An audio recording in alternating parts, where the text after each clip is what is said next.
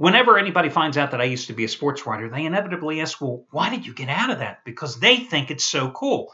Now, I'm not going to lie to you guys. It was pretty cool. I mean, I did it for 8 years, and I did everything from coordinating the coverage of 2 different Olympics to covering sports as diverse as track and field on one hand and America's Cup sailing on the other, going to games. I mean, there wasn't a major boxing match, real boxing, not this UFC, MMA crap that everybody's into now. I'm sorry, I'm a purist. That's not real boxing. Every single major boxing match for about an 8-year period, from lightweights up to heavyweights. I was intimately involved with the coverage of that. That was fun. I'm not going to lie to you. It was a fun thing. I did it for 8 years before taking the giant step to get into this business, the handicapping business, which I love even more. The thing that soured me, though, on being a reporter is when it stopped being fun and games. Listen, I went to college with the original intent. I wanted to get into hard news. I mean, I took all your public affairs reporting. I did, cover jury trials, fires, news, accidents, all that type of stuff, investigative reporting. And after a couple of years, I thought to myself, I cannot see myself doing this for the rest of my life. So I decided right then, hey, I'm going to go into sports. And it wasn't like they had sports journalism classes back then.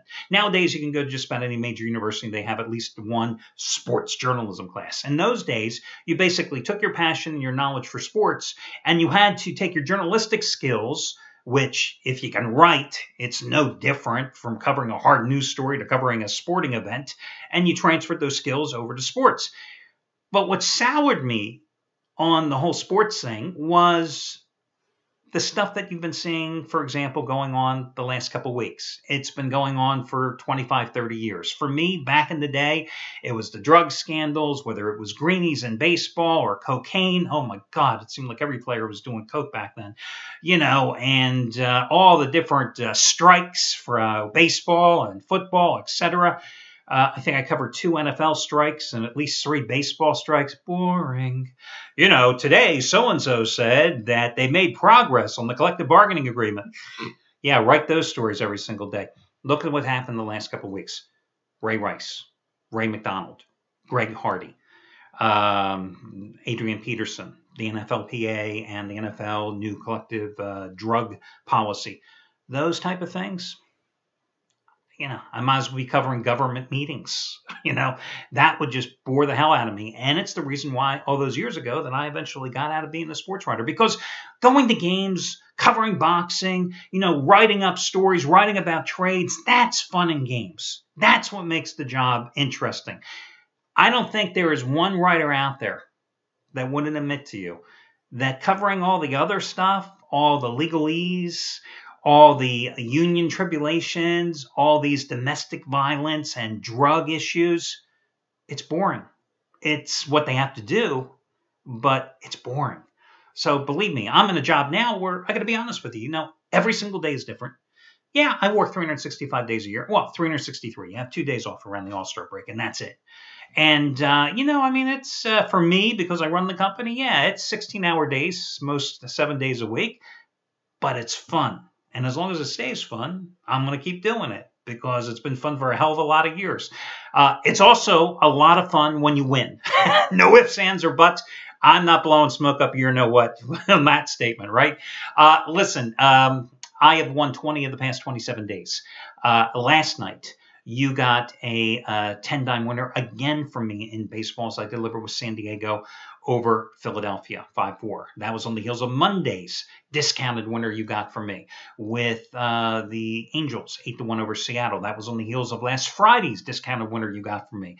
The Cardinals, 5-1 over on a run line over Colorado.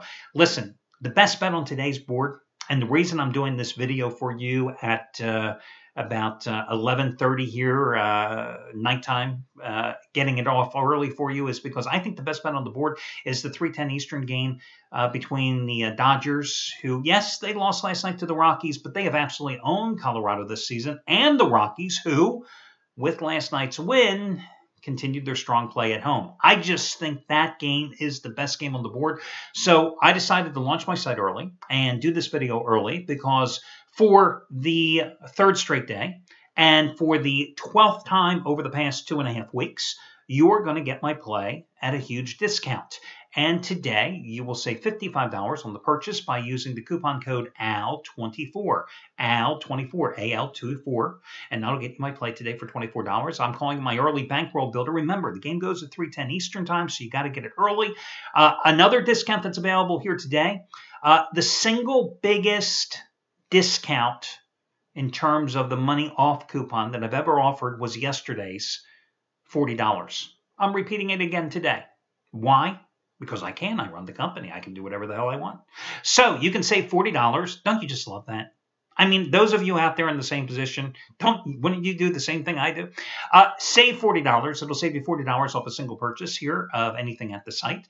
And that is good today. All the other coupons, etc. You know, I'm the only guy in this company, trust me, that is awake right now. Maybe Anthony Red too. But nobody else is. Nobody else is probably handicapping right now.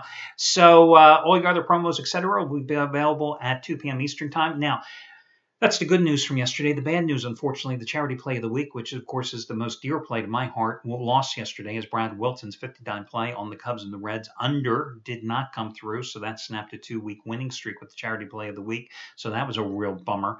The other bummer yesterday was Shawn Michaels, who was only the winningest handicapper at this site over the past 4 years in football and over the past 16 months as well. He lost his dog of the year as Arizona fell 2-1 to San Francisco. So those were two bummers from yesterday.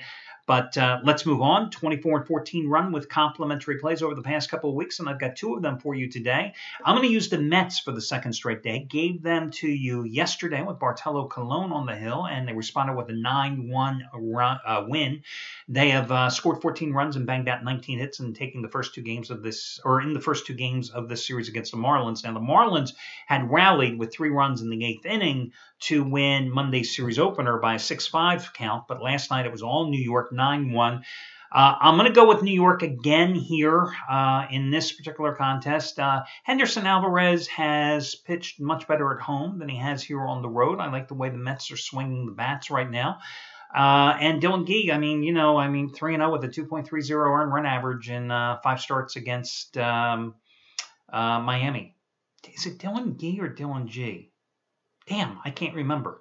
And you know what? I'm not going to start this video report again, which means I'd have to stop it and look it up and see what the pronunciation guide on it, because I don't give a damn. I like the Mets anyway. And we're moving on to the next free pick. Your next freebie is going to be the Cubs. Rookie Kyle Hendricks. Now, his last start, which was last Wednesday at Toronto, I went against him here as a free pick, and he had his worst outing of the season. But let's just keep in mind that he was 6-1 with a 1.60 earned run average in his previous 9 starts. He has a 1.59 ERA in 5 starts at Wrigley Field here. The Cubbies have won 9 of 11 starts since he got called up from the minors, okay?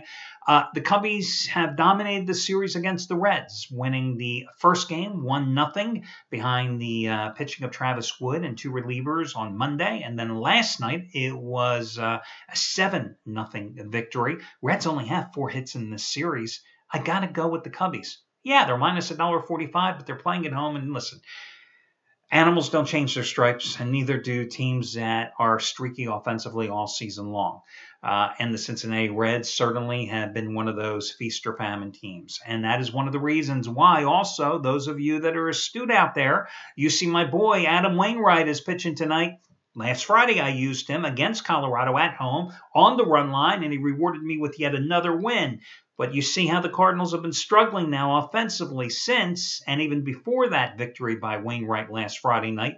And that's why I'm staying away from my boy Adam Wainwright today. So, again, your 2 free selections going to be the Cubs and the New York Mets. I looked at a couple of other games, but I got to be honest with you, there wasn't really a hell of a lot of action there. College football, I'll tell you what, I started already handicapping the card for this weekend. Interesting game on Thursday night with Auburn, who I have used each of the first 2 games the Tigers have played this season. I used them both times, and they delivered easy wins for me and covers as double-digit chalks. Now they're on the road against Kansas State. I think that's a damn interesting game. But anyway, hey, we'll talk more about football tomorrow. Best of luck to you guys, and I will catch you again on Thursday when we do this one more time.